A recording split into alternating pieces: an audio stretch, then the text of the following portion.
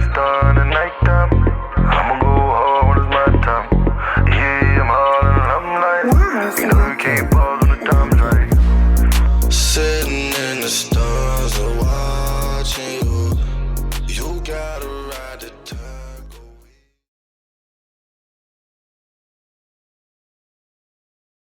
Hello and welcome to Season 3 on Chatbox with Sam. Today's guest is the lovely actress Rebecca Ritz. I've met Rebecca in person. She's an amazing lady. She's got an Instagram to die for. She is one terrific actress. Hi. Good afternoon. How are you, Rebecca? I'm great, Samantha. What a sweet thing to say.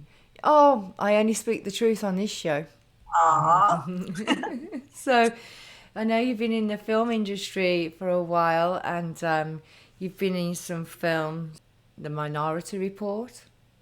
That was a big hit. Well, I like doing everything, but I think short films are really nice because you get in, you get the point across, and I'd rather do features, but short films are great. They get into film festivals. I have four.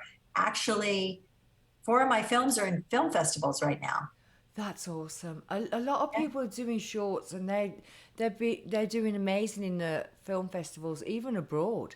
So how do you feel with the difference with doing the short and doing a feature film? Well, a feature film that I was a lead in was Mary Magdalene, Magdalena, Released from Shame, and I played Mary Magdalene. So we did about 2 weeks, and well, I love that. I love everything. I mean, I love comedy, I love drama, I love doing everything. So if I probably would prefer a feature film if I had a big role, Yes. obviously, Yes. and even a small role. Well, you never know. You've been in a couple of them, so and you're very dedicated to your craft, and that makes a big, huge difference. And you're a big star on Instagram. I know that. So when I was with Rebecca, she went live.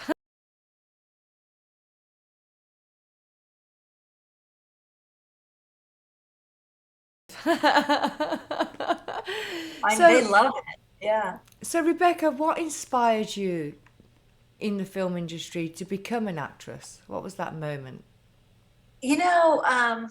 This is a funny story. I was very, very little Yes. and went to the movies with my mom. And I remember looking up at the screen, and I don't know what movie it was, but I just remember seeing this actress. And I said to my mom, "That's what I want to do." And she perhaps was drinking coffee or something. And she said, You want to get something to drink? And I said, "No, I want to do what she's doing."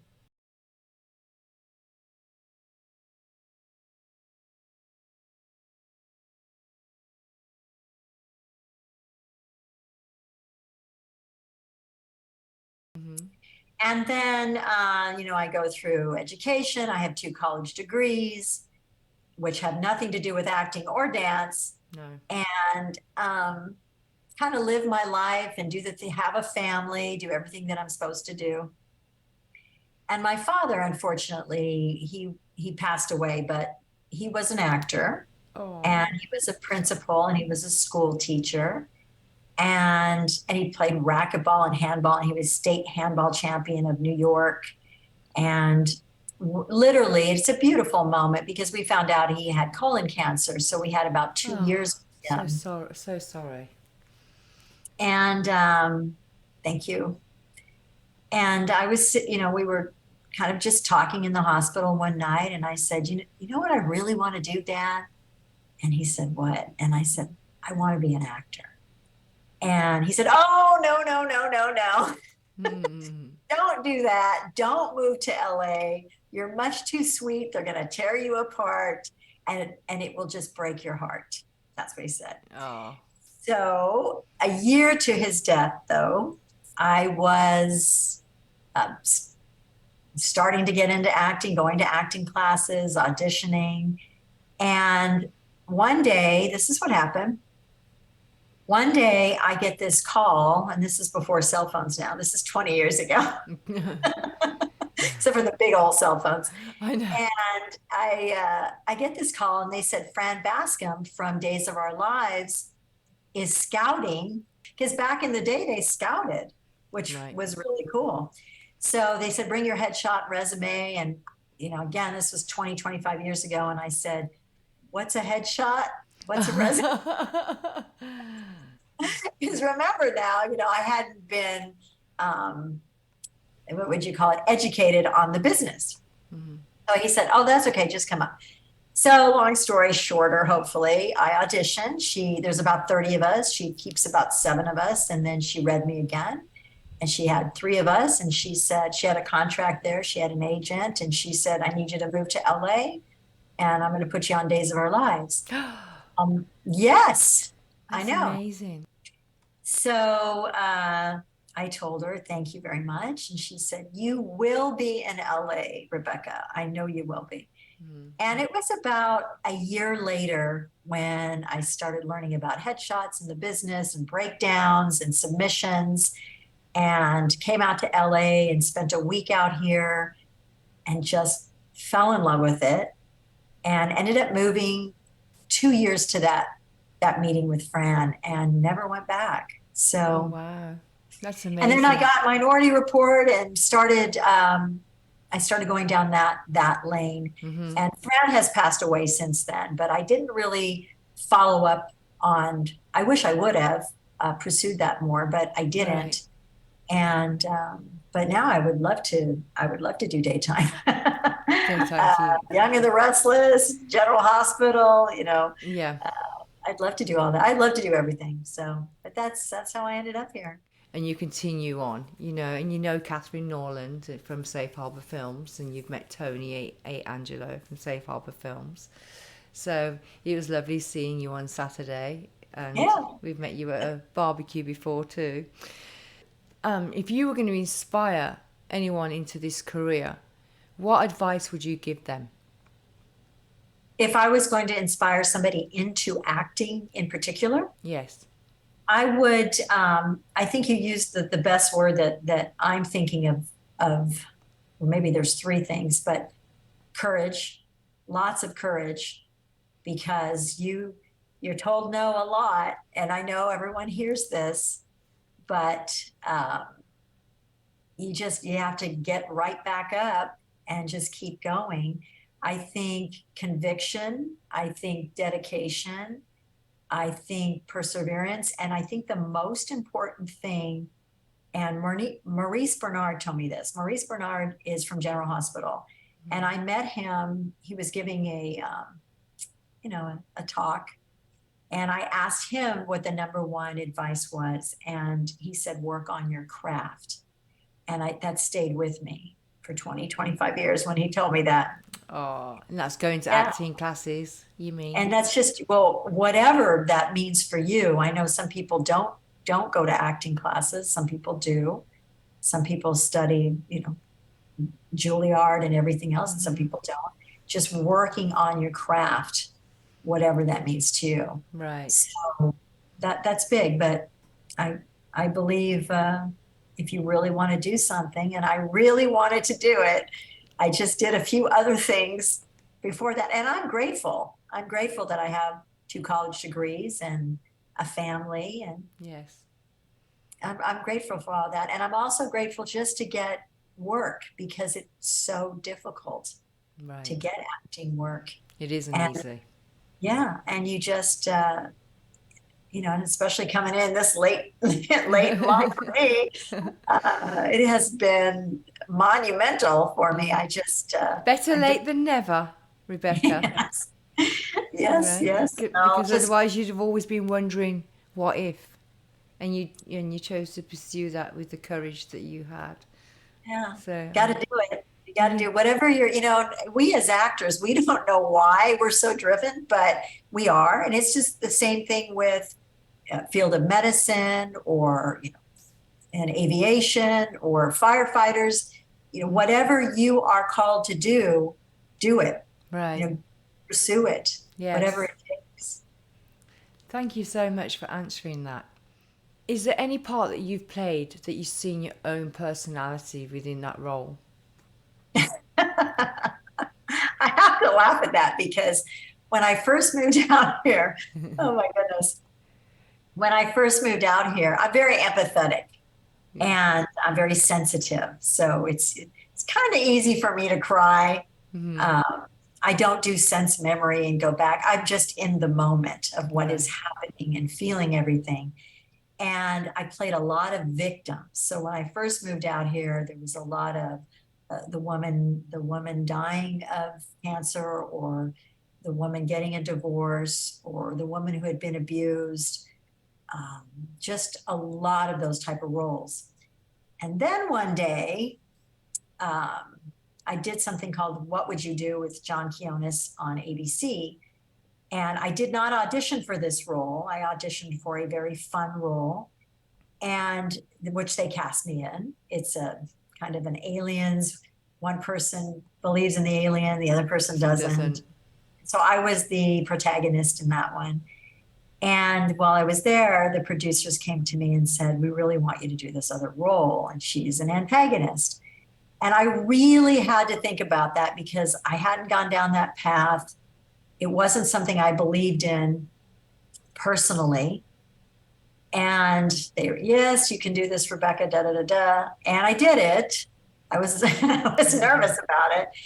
Um, and then that kind of started off the role of a lot of antagonistic roles. Right. So I'm not really answering your question right away, but I'm just saying I laugh because I play so many, I'll just say this, horrible women, really horrible people in general, very judgmental, and a lot of things that I am not.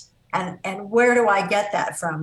Where do you draw that from? I actually had to look up some things about, very famous actors playing racists and how they deal with that Mhm. before I started going down that road. And I think, as an actor, we go through the character breakdown and why this person is feeling this way, Right. and what that the person's backstory is. And it may not be anything to do with our backstory, but you just have to go there and you have to just figure that out. What happened in their life? How were they raised? Where were they raised to make them? Right. So I still didn't answer your question. It's okay. It's a good description. just I just think that as actors, they say that the best villains are the nicest people. Everybody always tells me that, so I try to go, okay, well, that's good. Hopefully. So I can't say I can't pick a particular role where I say, oh yeah, that there was me in there, Yeah. because it's so much character work and backstory and breakdown and reactions and everything that of course we've all felt pain.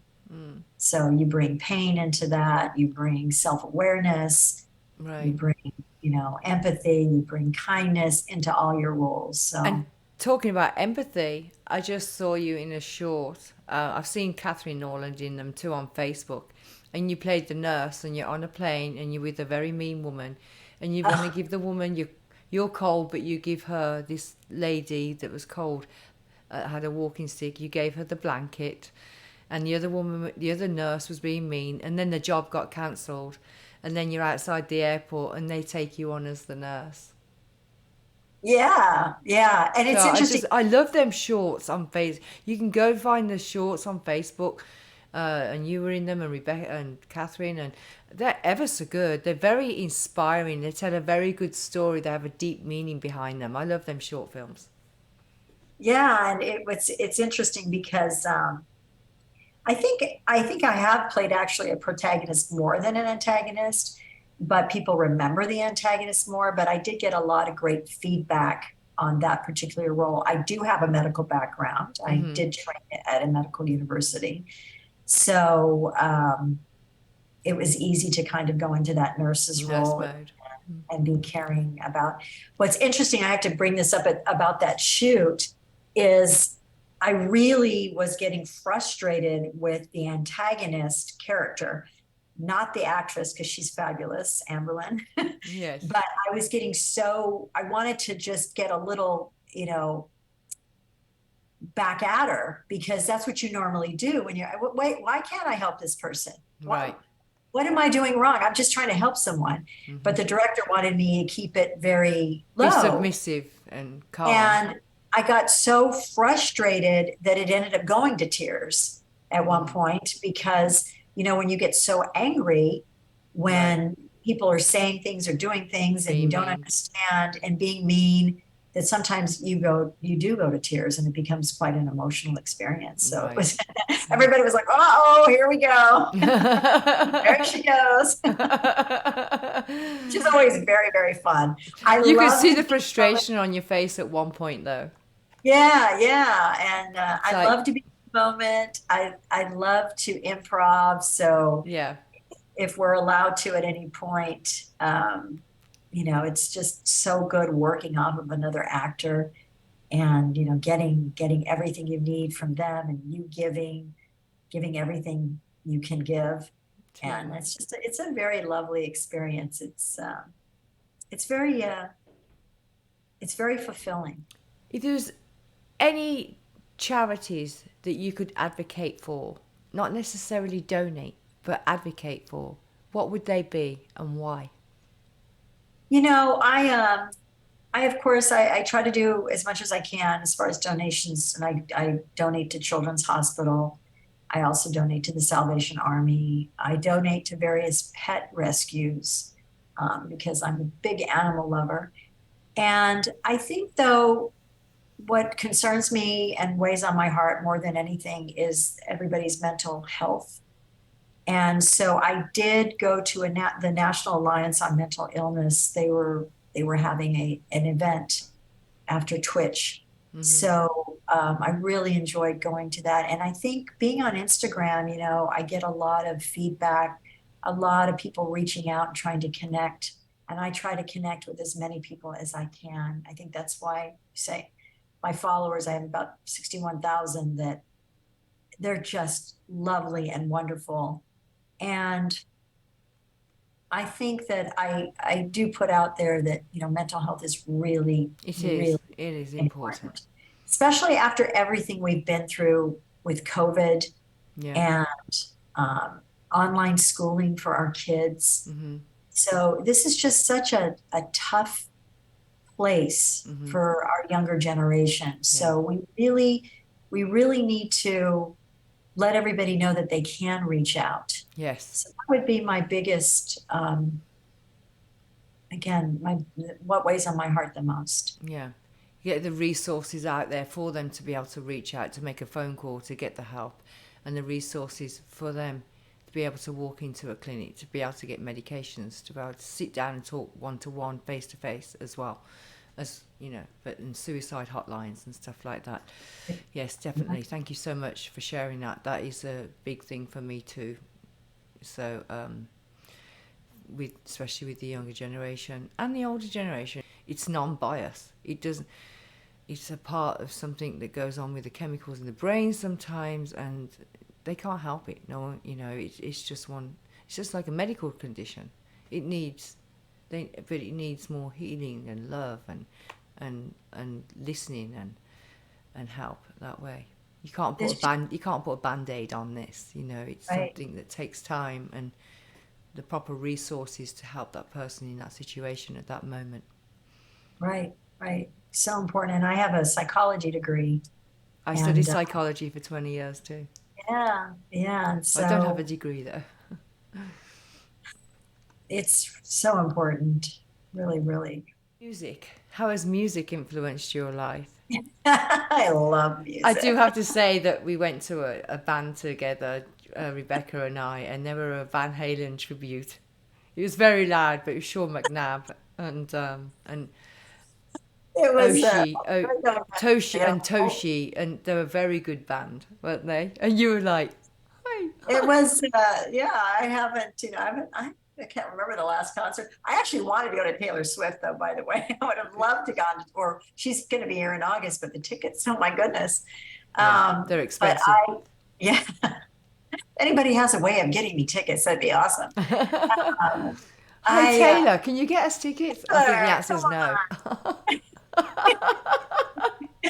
please. I know. She'd swiftly hang up the phone. Somebody get me Taylor Swift tickets. Um, no, I love music. Music is healing. I It mean, is. it's healing. It's because I dance and I choreograph, music is so vital to me as a creative artist in that way. And I actually do love all genres. I just Hmm. love listening to, just again, it's just such a beautiful, um, I want to say, it's every bit of music from Beethoven to Van Halen to Yeah. Taylor Swift to The it's just 80s. Don't you it. love the 80s? I do. I love. I did love Queen. Queen. I mean, come on, the talent in Queen, the writing, the production. I mean, Right. it was just unbelievable. So Would you like to share some of the films and TV series and shorts that you've been in that people can find you on IMDb? I just finished this past week. Well, I can't talk about it, but it was super, super duper fun. A comedy bit. It looks like Two Broke Girls, where it's kind of a parody. And but I also before that I've been extremely blessed working. I worked with Brian Hooks on a film. It's an untitled comedy. It should be on IMDb pretty soon, and that was wonderful working with Brian. And I did something called Sunrise Boulevard, which I play we'll just say a horrible nurse, not the nice nurse that I played before. And I did a comedy bit called Mimi Goes to Rehab, which is not out yet, but will be. A beautiful proof of concept called My Rainbow by Chazelle's Mazel. And let's see. Oh, there's a CPix. CPix is running, it's a new streaming network. I did something called The Twisted Doll. I play a mental patient. So again, I like to, my range, I feel like that's what I work on with my craft Right. is my range. And if there's something I haven't done, I want to do it and try it Right. and and go for it. So that was fabulous. I have four films are in four festivals. Together Forever, which has won some awards, and that's actually next time you go on an airplane, you might see it. I look forward to that. I love flying. And she sold it to an airplane company. So the Vampire with Paul Gay. He was one of the writers from Liar Liar, Jim Carrey's Liar Liar, and so I did the Vampire. That's in the festival circuit. The House Sitters, which is a horror film, is in the festival circuit, and they've won some awards. And I know there's another one. Did I say four? Two, three. Oh, Adipicio. And that is a beautiful film.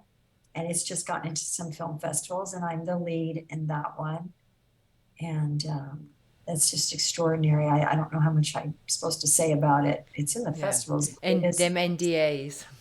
Yeah, I have to be careful about them. Yeah. And let's see. Oh, there was this fabulous film, and it's on IMDb called Two Little Boys. It had 3 nominations, and it's very intense and very relevant.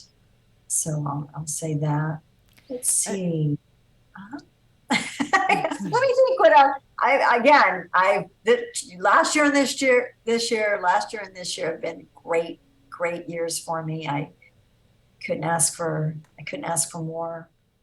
I'm filming again next week, so 2 other projects next week, and then in August I'll be filming a TV pilot called Brotherhood, and it is a comedy.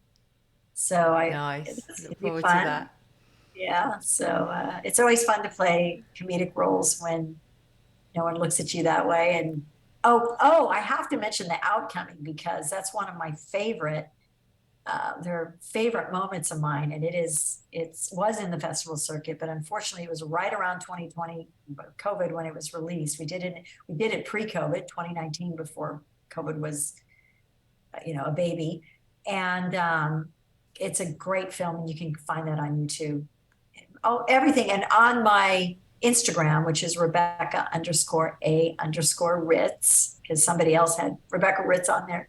So there's a few others, Rebecca Ritz's. And so my Instagram I put out all my current work on Instagram. I've talked about that for just a second.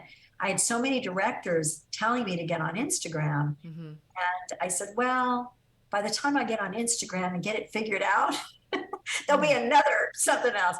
But no, I mean, Instagram has been a great platform. Mm-hmm. Nobody's paying me to say that. But I spend my time and energy mostly on Instagram because of director Richard Schweitzer. I did a film on Lifetime called Killer's Stepmom, and that's where I met Richard. And he was like, "You got to get on Instagram," and I finally did, and that's where I do a lot of my, I guess, promotion, and yet it's also connecting with the community. So that it's kind of this nice place to be at, where you instead of just being out there and nobody actually getting to talk to an actor that they like. I mean, if I could talk to Viola Davis or Juliana Moore, Right. I would love it. Yes. And so, me too. Yeah. So Instagram is a nice way of connecting with people that you might not normally ever connect with. And you're not on Facebook or Twitter much, are you? I'm really not. I know that Instagram rolls over to Facebook. Yeah. So I have it's a very old headshot there too. And I don't spend the time. I think that's very, very hard. I know a lot of people do it, and LinkedIn, Twitter, all that. It's just hard. I think you do have to pick one. If this was the last time you were ever going to speak to someone, a crowd or just a few people, it's the last thing you could ever say, what would that be? Oh, no, see, don't make me cry. Sorry. I told you I'm very, I have an actor friend. She's like, how do you do that? How do you just wear everything like right there on your shoulder? And You're an empath. Most actors are. It's okay. I need a moment, because when you think about, what is the last thing, you think about what's the last thing you're going to say to your family if they're right. not going to be there. But you're not really asking that. Yeah, see, I told you. But look Okay, at ask you. me. Look how lovely you are, though. It's good. It's you being you. This is what people want to see. I want my show to be what you can't find on Google. This is beautiful. You're being a human emotion. It's beautiful to me. So, hang on a second. So I think if what I'm getting is right, the last thing that you would want to say, what I would want to say. Did you hear my dog? No. He says, "Oh, he knows I'm crying," so he's like making a He's noise. like, who's like, that "Mom." lady? Who's just upset my mum? No, I mean, I know you want something maybe prophetic, but it would just be, I love you. Just, I love you to my son. I love you to my mom. I love you to, my sister. So if that was the last thing that I could say, that's what it would be. It wouldn't be any like special advice or, some golden ticket. It would just be simply how much you love and care about that person. And that's simply beautiful. I And don't expect any answers. When I ask a question, all I want to hear is what you feel.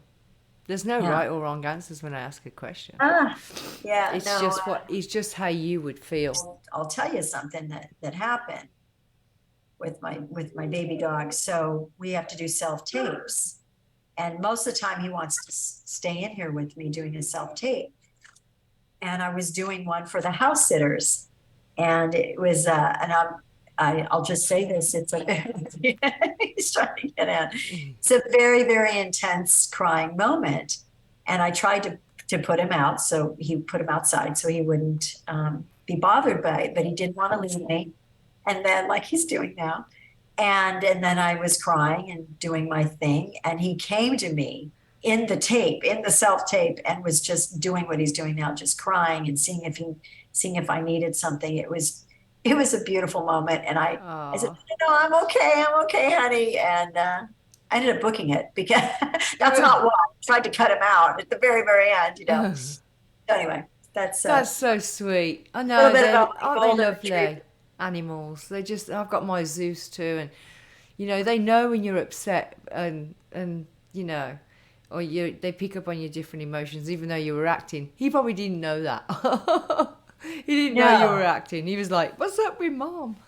you can kind of hear it at the very end. And I spoke to the writer, and he said, the writer heard it at the very end. He said, I felt the same way as your dog did looking at you. So it's kind of Ah, cool. Yeah, it's very bless you. sweet. Rebecca, do you have any last words for the audience? You've been lovely. Thank you so much for the interview. I appreciate your time as well. And I guess I just like to say to everybody, please be healthy and safe and kind and loving. Oh, that's beautiful. And it's been a pleasure to interview you. And it's a pleasure to know you and chat with you. And I'll be seeing you again soon in Los Angeles. And thank you so much for being on Chatbox with Sam. It's been an honour and a pleasure to talk with you, Rebecca. Thank you, Samantha. Thank you. We both did that at the same time.